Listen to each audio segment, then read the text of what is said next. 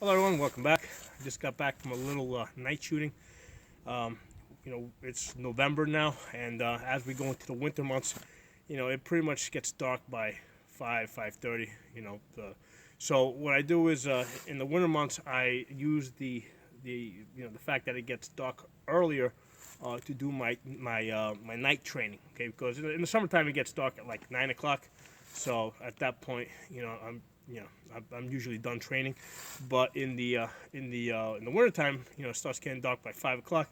It's a good opportunity to do your a lot of night shooting. So tonight, what I did is I had a target out in the woods, and it was painted white. Okay, and basically I got my AR, got a red dot on it, and I have a light that's mounted on the gun. Okay, it's not a tremendously powerful light. I think this one's like something like 500 looms.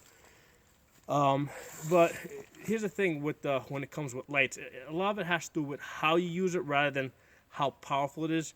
Um, to put things into context, your truck or your car, whatever you drive, the headlamps have about 1,500 looms each. Okay, and if you turn your car, and basically point it into a wooded area, you'll notice with 1,500 looms, right, you really can't see too deep into the woods, because what's happening is you got trees, you got bushes, they create shadows. Okay, um, so that's why when it comes to night training, you know, knowing how to use your light is more important than how powerful your light is. Okay, so I had a white target, out in the woods, and I knew exactly where that target is. But here's the thing: as you're moving around, um, first of all, you got your light off, right, as you're moving, because you don't want to, obviously you don't want to give away your position.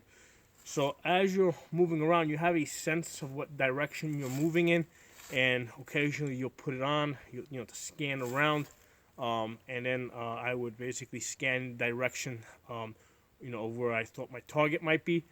Okay, and one of the interesting things is that trees in the daytime, if you're looking in that general area, okay, you can see that, okay, there's a bunch of trees in front of you, and you easily know that you have to angle yourself to the left, to the right, to see past those trees.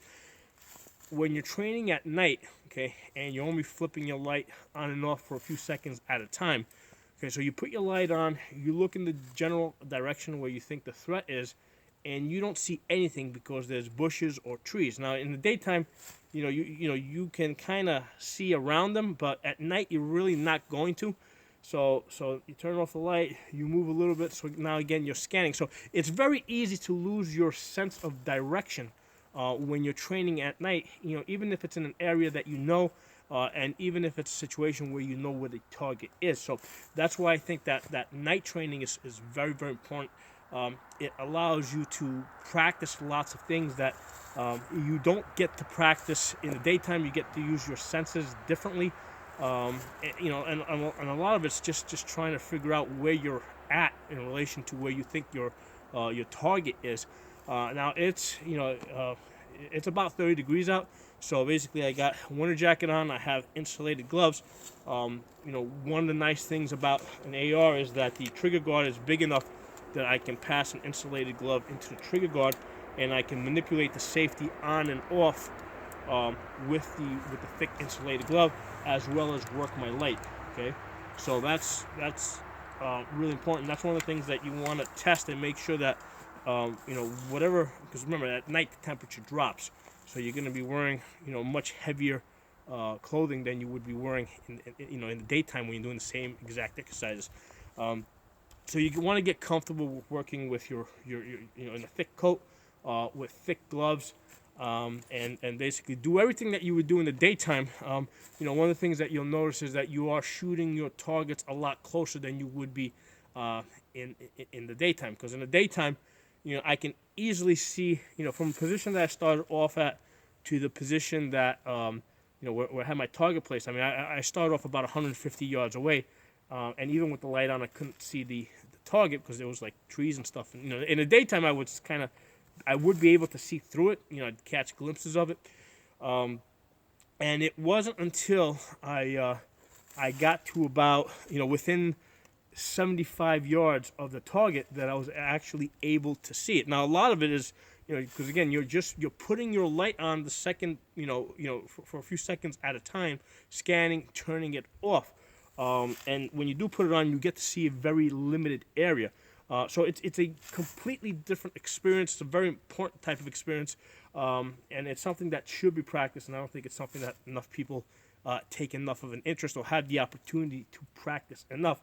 And one of the things you guys got to keep in mind is that, most bad things happen at night. Most fighting happens at night. If you look at most military operations today, they all happen at night. So we need to get comfortable working in the dark. Working with gloves on, working with at night. Like I said, it gets colder, so you gotta get used to working with thicker clothing, insulated gloves, and because now you got the coat on. The magazines may not be accessible as they were before. So these are all things that you got to work through. So I just wanted to share my experience with you guys. And by all means, if you guys got any questions or comments, please let me know. I'll be doing this for all winter. So as I do different training exercises, I'll share it with you guys. And perhaps you guys will give me some more ideas of things I should try out. So thanks for watching. If you like this video, give it a thumbs up. If you're not a member, subscribe. And if you're watching on YouTube, hit that notification button, that bell, so you get notification of all the videos I put out. I'll talk to you guys next time.